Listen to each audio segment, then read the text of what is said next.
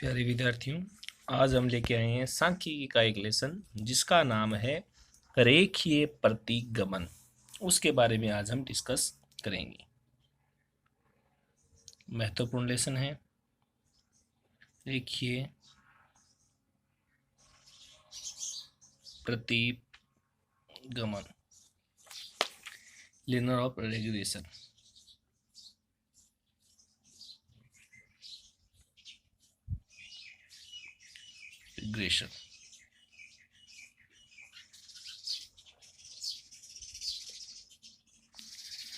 अब देखिए भी रेखीय प्रतिगमन ये जो है ये भी सहसंबंध की तरह दो चलों के मध्य सहसंबंध व्यक्त करता है।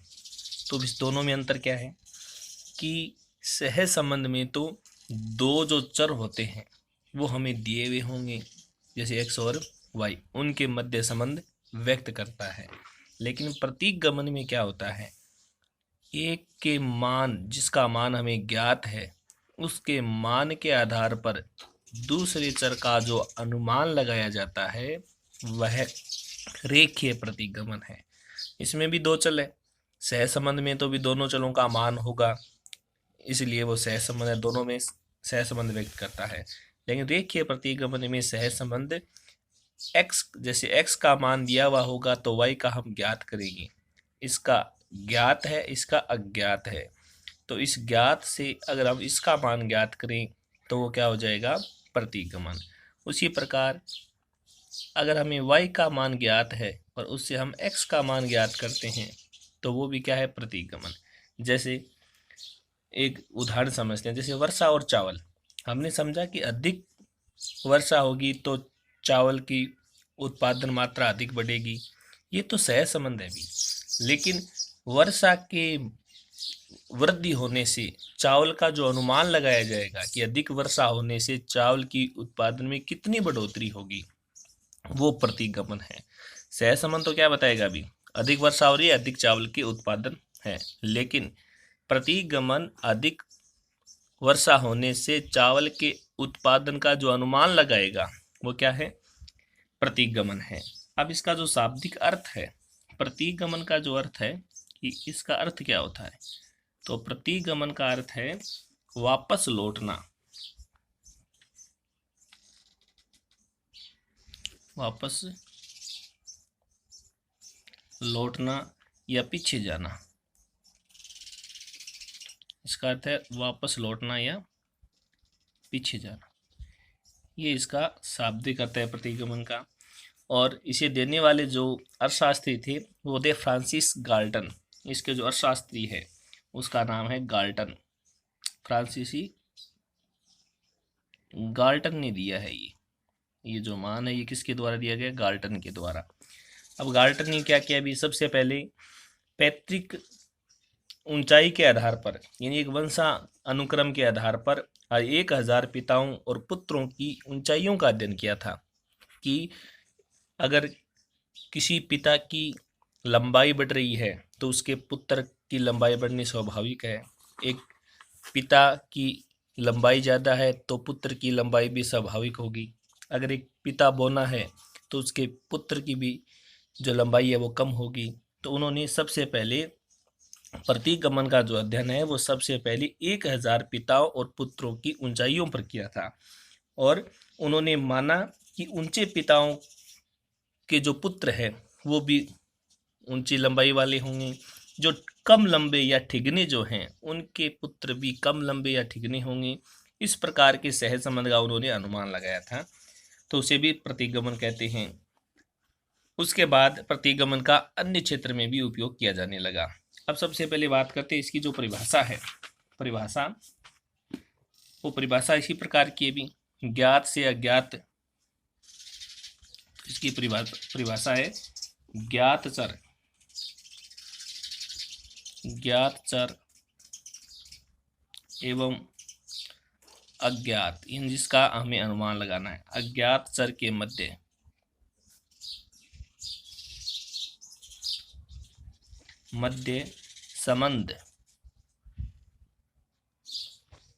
संबंध के आधार पर संबंध के आधार पर अज्ञात चर का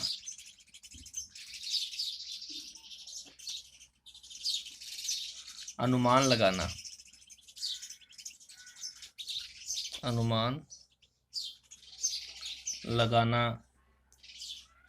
क्या कहलाता है?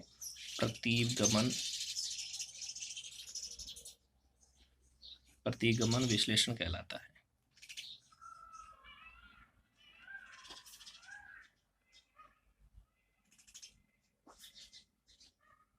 प्रतिगमन विश्लेषण कहलाता है।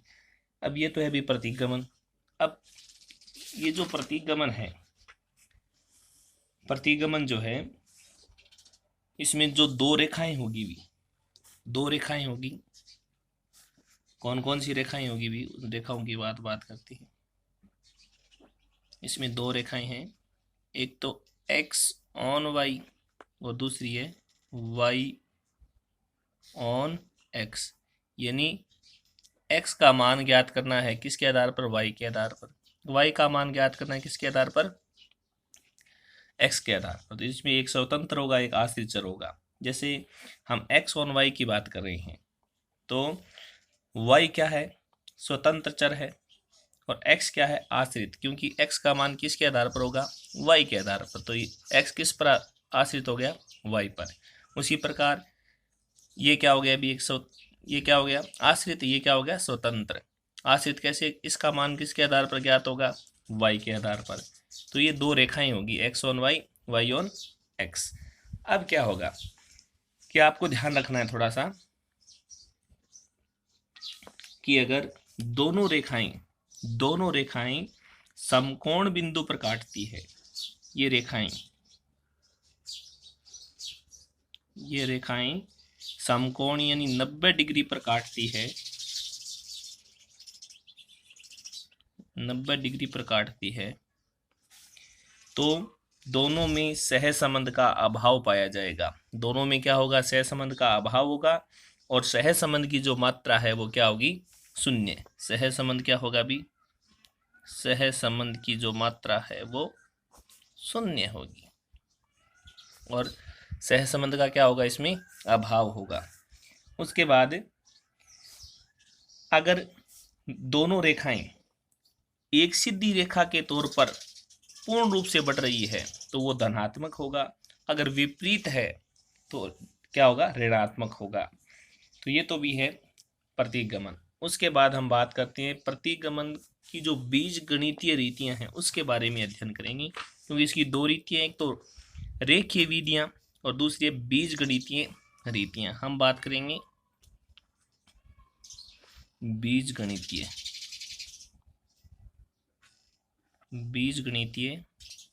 रीतियां,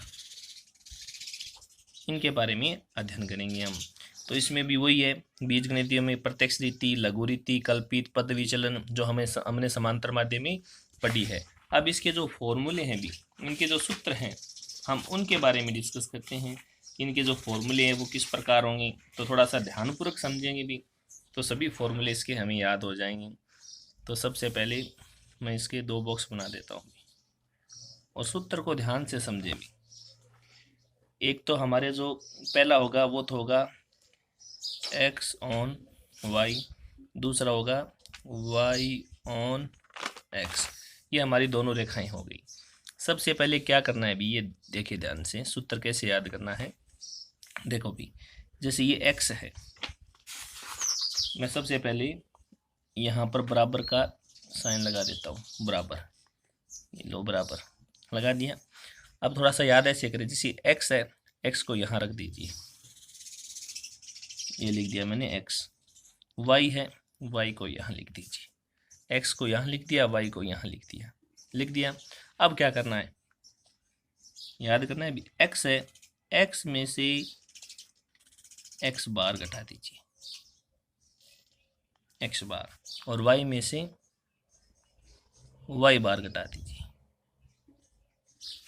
ये तो हो गया इतना फॉर्मूला, इतना याद हो गया। x यहाँ लिख दिया, y यहाँ, x में से x बार, y में से y बार। अब यहाँ पर क्या करना है, बस ये आपको याद रखना है। क्या लिखना है? r सहसंबंध, स्टैंडर्ड डिविएशन बटा स्टैंडर्ड डिविएशन, दोनों लिख दिया। दो स्टैंडर्ड डिविएशन है, अलग अलग कैसे करें? पहले नाम किसका है? एक्स का है, तो यहाँ एक्स। बाद में किसका नाम है? वाई, तो यहाँ वाई लिख दीजिए। ये इसका मान हो गया।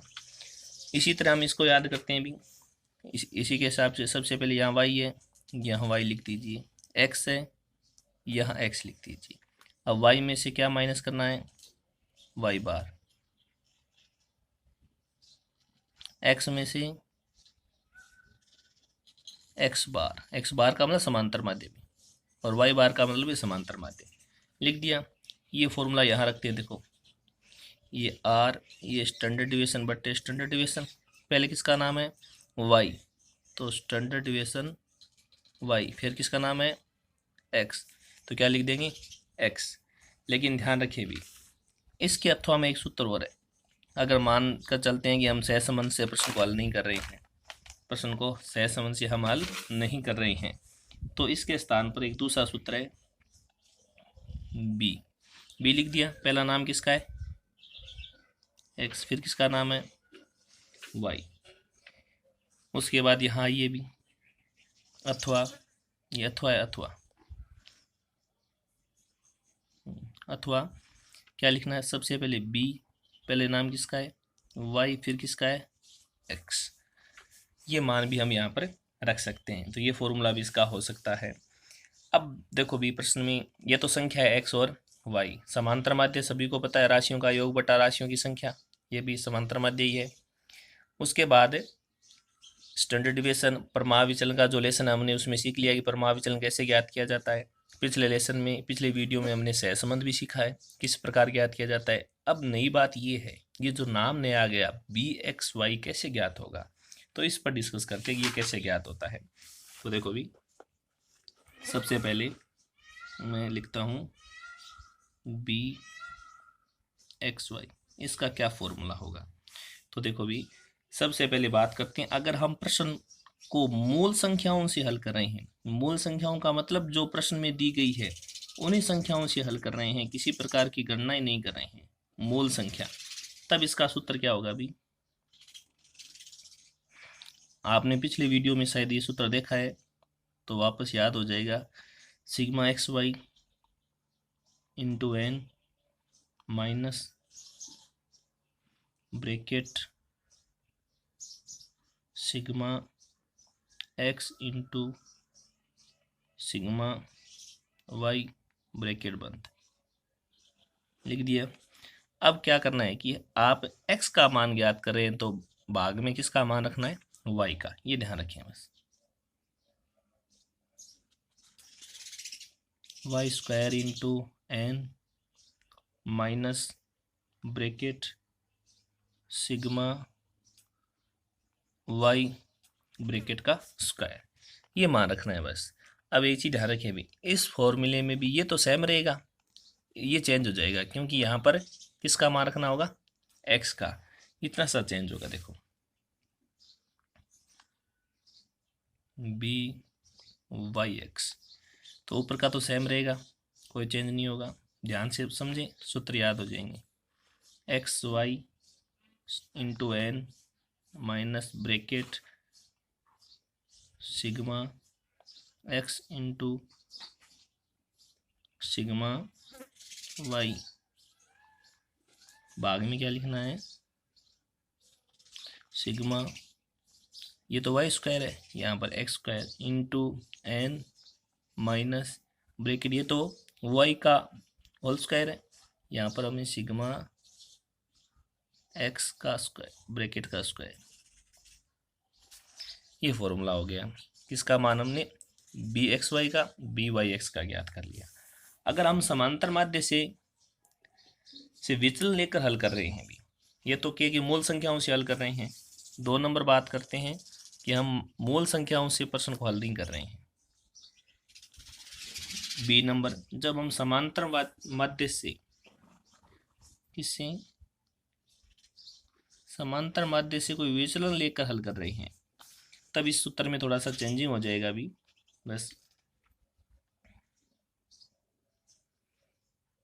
बी एक्स वाई बराबर, एक तो इसका फॉर्मूला होता है बी ए, सिग्मा एक्स वाई बट्टे सिग्मा वाई का स्क्वायर। एक तो ये फॉर्मूला होता है, और एक फॉर्मूला हमने यहाँ सीख लिया, एक ये होता है ये इसका अथवा में, तो एक तो ये फॉर्मूला हो जाएगा इसका, अथवा एक फॉर्मूला होगा इसका बट्टा। अब देखो ये फॉर्मूले जो हैं वो आपको प्रश्न पर डिपेंड करना है कि अगर आपको प्रश्न में किसी के उत्तर दिए हुए हैं तब आपको ये लिखने हैं, बस ये हैं। उसी प्रकार यहाँ लिख लेते हैं, और आप तो एक भी याद कर सकते हैं क्योंकि आपको तो कोई एक मान रखना है, बी एक्स बराबर सिग्मा एक्स वाई बटे सिग्मा एक्स का स्क्वायर, यहाँ पर वाई का स्क्वायर, यहाँ पर एक्स का स्क्वायर। ये ध्यान रखिए दोनों तरफ अलग अलग है। अगर आप कल्पित रीति से कर रहे हैं, अब कल्पित का नाम आते ही आपके दिमाग में आना चाहिए कि डी एक्स होगा। कल्पित का नाम से ही पता है कि कोई संख्या लेकर एक्स में से घटाई हुई है, कल्पित माध्य, तो डी एक्स होगा। तब जो इसका सूत्र है, अगर हम प्रश्न को कल्पित रीति से कर रहे हैं तो हमने सहज संबंध में जो फॉर्मूला लगाया सेम वही फॉर्मूला है भी, sigma d x d y into n bracket, same पिछली वीडियो का सहज संबंध का सूत्र है, d sigma d x sigma d y. बस ये ध्यान रखना कि भाग में उसमें दोनों के मान रखे, लेकिन इसमें एक का ही मान रखना है। किसका? एक्स का ज्ञात करे तो वाई का रखना है, बस इतना अंतर है इसमें। और ये फॉर्मूला देखिए तो इसमें डी है, बस बाकी सेम सूत्र है, डी लगेगा बस इसमें, square into n minus bracket sigma d y bracket का स्क्वायर, ये मान हो गया। अब इसमें ज्ञात करते हैं भी इसी प्रकार, इसका मान जो होगा sigma d x d y into n minus bracket sigma d x sigma d Y.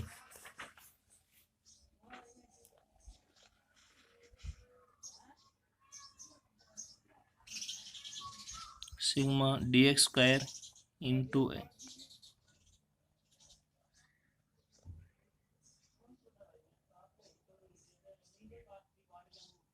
Square, ये इसका मान हो गया। तो थोड़ा सा आप लिखेंगे तो इतने में ये सूत्र आपके याद हो जाएंगे। ये तो हो गया। अभी हमने क्या ज्ञात किया है, ये बी एक्स। अब आर की भी बात कर लेते हैं कि अगर आपको आर भी ज्ञात करना हो, सहज संबंध गुणांक भी अगर आपको ज्ञात करना हो, तब कैसे ज्ञात कर सकते हैं। तो इसका जो सूत्र होगा वो होगा b x y into b y x. इसमें भी सूत्र क्या होगा, आर बराबर, चेंज कर दीजिए b y x into b x y. बस ये इसका फॉर्मूला हो गया। तो ये तो है प्रतिगमन के फॉर्मूले भी। अब ध्यान से आप एक बार लिखिए, इसे याद करें। अब एक प्रश्न को हल कर लेते हैं हम। देखो सहज संबंध का जो इक्वेशन है उस पर डिस्कस करते हैं। देखो प्रश्न आपको दिखाई दे रहा होगा। प्रश्न दिया हुआ है कि वाद विवाद प्रतियोगिता में भाग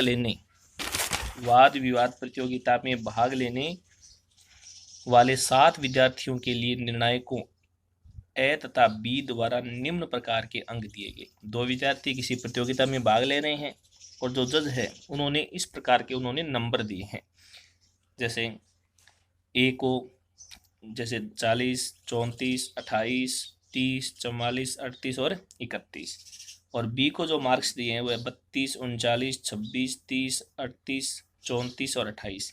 एक 8वें प्रतियोगिता को ए निर्णायक द्वारा, ये 7 तो हो गई, अब 8वें जो नई प्रतियोगिता है उसका हम अनुमान लगा रहे हैं कि एक 8वीं प्रतियोगिता को ए निर्णायक द्वारा 56 अंक दिए गए।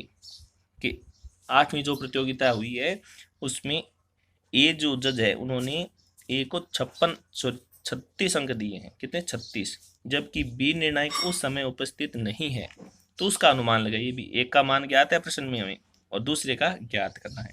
यह मानते हुए कि दोनों निर्णायकों के निर्णय में संबंध पूर्व की तरह ही है, यानी जो पहले आंकड़े दिए गए उसको आधार मानते हुए इस जज के निर्णय को अनुमान लगाना है, क्योंकि जो सेकंड जज है वो उस समय उपस्थित नहीं था। यदि बी निर्णायक उपस्थित होता तो 8वें प्रतियोगी को कितने अंक प्रदान किए जाते हैं, तो हमें अनुमान लगाना है कि 8वीं जो प्रतियोगिता है उसमें बी जजमेंट उसे कितने अंक प्रदान करेगा। इसके लिए सबसे पहले क्या करना है, अभी हम इसे इस रीति से हल करें, dx dy रीति से। तो सबसे पहले जो प्रश्न दिया हुआ है उसको लिखता हूँ।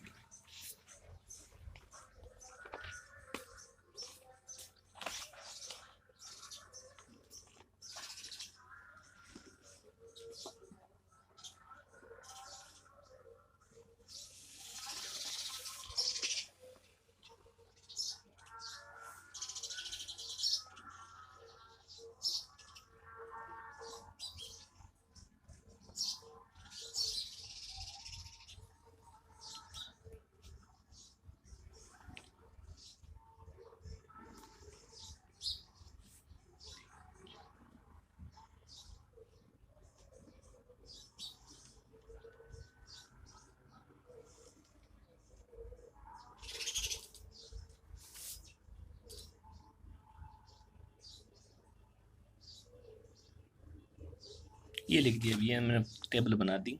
सबसे पहले तो इसमें देखो एक सीरियल नंबर दिया गया है प्रश्न में, वो लिख लेंगे सीरियल नंबर। उसके बाद एक तो x का मान है और एक प्रश्न में दूसरा चर कौन सा है, y, वो लिखेंगे। और x में से dx, x में से कोई एक संख्या a मानकर घटाएगी, वो क्या हो जाएगा dx।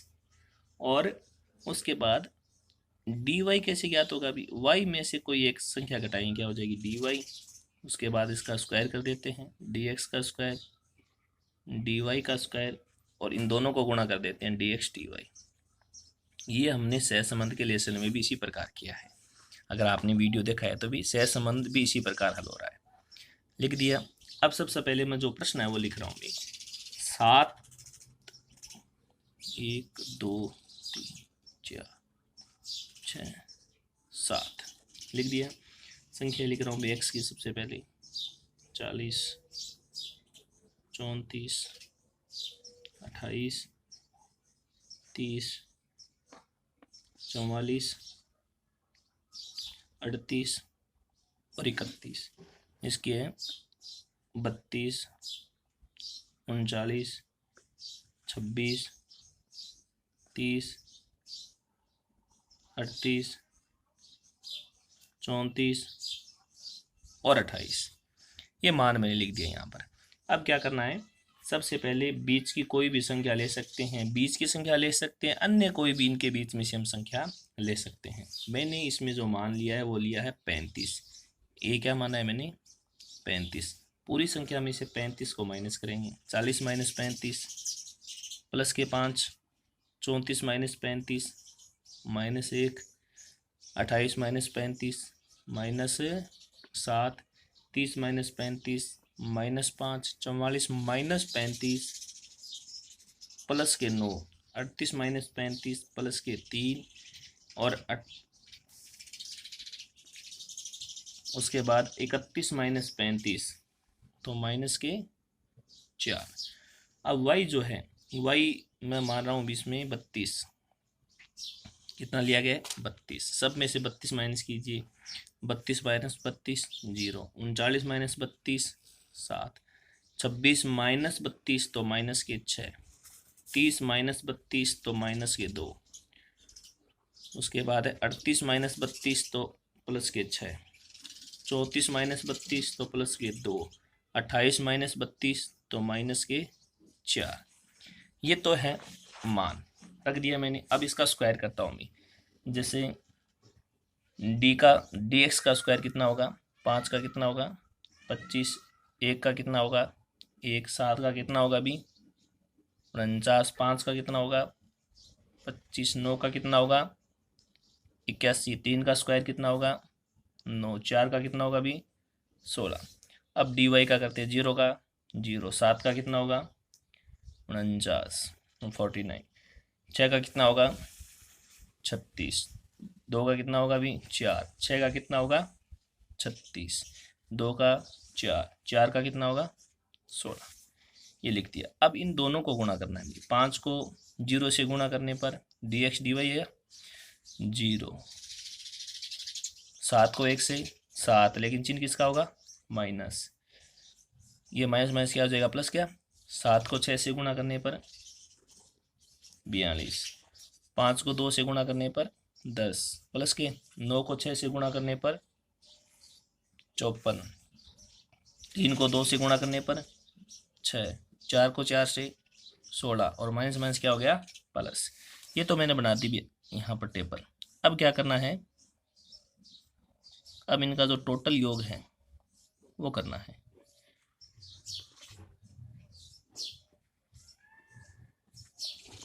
अब हमें सूत्र में जिस इसका योग चाहिए भी उन सब का टोटल योग कर लेता हूँ मैं सबसे पहले, कि हमें n संख्या कितनी है 7, हमें ये भी चाहिएगा भी सिग्मा x, इसका टोटल योग कीजिए भी, इसका टोटल योग होगा 245, और सिग्मा y भी हमें चाहिए, इसका टोटल योग कीजिए, इसका टोटल योग होगा 227। उसके बाद हमें dx का भी, dx का जो टोटल योग है वो प्लस की संख्या अलग माइनस की अलग करिए तो इसका मान आएगा 0, इसका भी कीजिए भी, इसका जो मान होगा वो कितना होगा 3, और इसका dx का स्क्वायर, इसका जो मान है डी स्क्वायर, इसका होगा 206, डी वाई का स्क्वायर, इसका जो मान होगा वो होगा 145, और डी एक्स डी वाई का जो मान होगा वो होगा 121। ये तो इसका क्या हो गया टोटल योग हो गया, यहाँ तक कर दिया। अब इसको सूत्र में रखते हैं।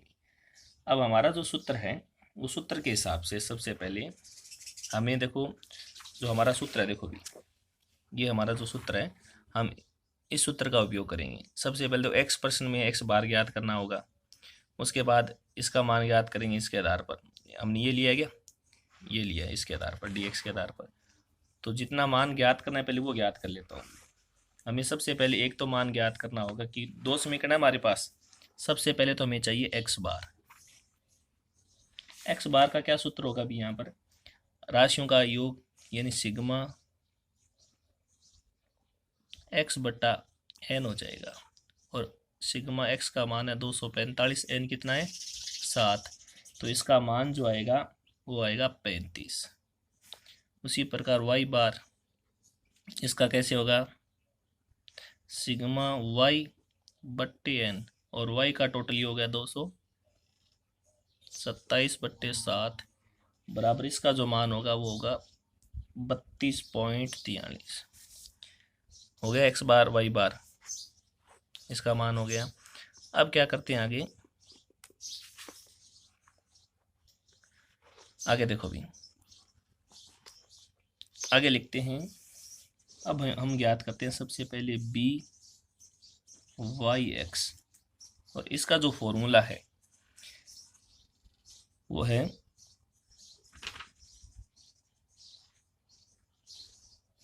Sigma d x d y into n minus bracket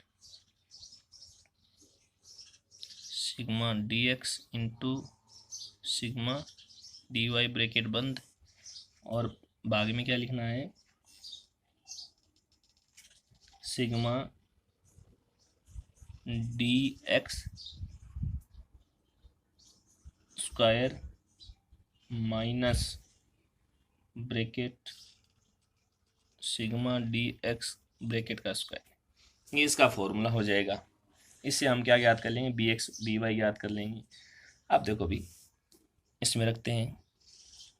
अब इसका जो मान है देखो प्रश्न में ये रहा कितना 121 है, इंटू एन कितना है 7, डी एक्स कितना है भी 0 है क्या ब्रैकेट में 0 इंटू डी वाई का मान कितना है 3 है 0 ब्रैकेट बंद।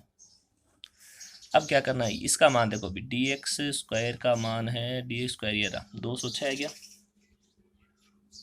206 एन कितना है 7 सॉरी अच्छा एन नहीं लिखा गया एन कितना है 7 माइनस ब्रैकेट डी एक्स का जो मान है वो कितना है 0 इसका स्क्वायर। अब इसे हल करें 121 को 7 से गुणा करेंगे ये तो क्या होगा अभी 0 होगा तो आएगा 847 बटे 206 को 7 से गुणा कीजिए और ये तो 0 ही है अभी तो मान आएगा 1442 तो बराबर इसका जो मान होगा वो 0.59 इसका मान आ गया। अब सूत्र में रखते हैं अब हमारा जो सूत्र है वो एक ही सूत्र लगाना है हमें क्योंकि मान 1 का दिया हुआ है y ऑन x।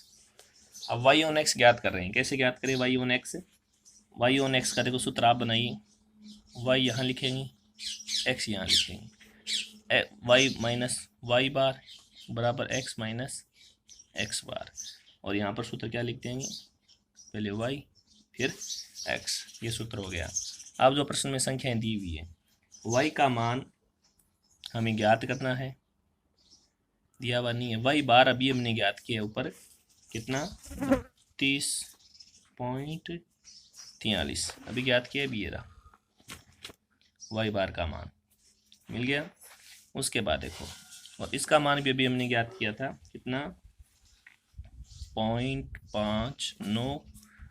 उसके बाद इस फॉर्मूले में ये क्या है ब्रैकेट है गुणा में इनटू हो जाएगा ब्रैकेट x का मान भी प्रश्न में दिया हुआ है कि x का मान x बाद में लिखे इंटू x बार हमने ज्ञात किया था 35 कितना था अभी 35। अब इसको हल करते हैं अभी इसको हल करेंगे ब्रैकेट को y माइनस 32.43 बराबर अब इसको गुणा करेंगे ब्रैकेट खोलेंगे भी x को गुणा करने पर 0.59 x माइनस 35 से गुणा करने पर जो मान आएगा वो आएगा 20.59 को 35 से गुणा करने पर मान आ गया। अब क्या करना है आपको y को यहीं रखते हैं अभी और ये संख्या माइनस की इस साइड भेजने पर क्या हो जाएगी प्लस की हो जाएगी क्या तो यहाँ भेज देते हैं 0.59 x माइनस 20.65 और प्लस ये संख्या आ गई 32.43 लिख दिया। अब क्या करते हैं इसको हल करते हैं भी ये तो x है चलो ये माइनस की ये प्लस की इसको हल कर देते हैं तो हल करने पर जो मान आएगा वो 0.59 x और उत्तर प्लस के ज़्यादा है क्या संख्या तो प्लस 11.78 लिख दिया। और x का मान प्रश्न में कितना दिया हुआ है अभी देखो भी प्रश्न में x का मान दिया हुआ 36 क्योंकि फर्स्ट जो जजमेंट है उन्होंने 8वें राउंड के कितने नंबर दिए 36 दिए हैं तो y बराबर 0.59 और इसका मान कितना हो गया 36 क्या 36 इसे गुणा करेंगे उसके बाद इसका मान इसमें ऐड करेंगे 11.78 तो ये जो हल करेंगे गुणा करके इसमें प्लस करेंगे तो इसका जो मान आएगा वो आएगा भी 33.02 कितना आएगा 33.02 ये है आपका प्रतिगमन। तो आप भी इसके कुछ प्रश्न हल करें भी। धन्यवाद।